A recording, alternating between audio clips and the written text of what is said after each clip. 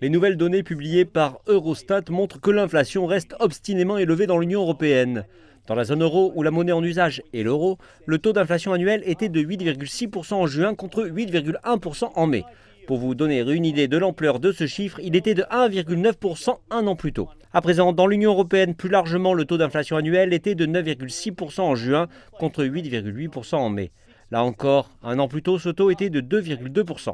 Les responsables politiques ont du pain sur la planche pour tenter de lutter contre la hausse des prix.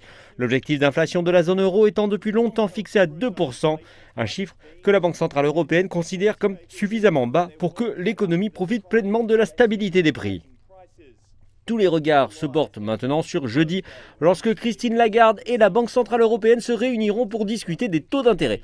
Il est probable que sera décidée la première hausse des taux dans la zone euro depuis plus de 10 ans. On s'attendait à ce que la banque décide de relever ses taux de 25 points de base ce mois-ci, puis de 25 points de base supplémentaires en septembre.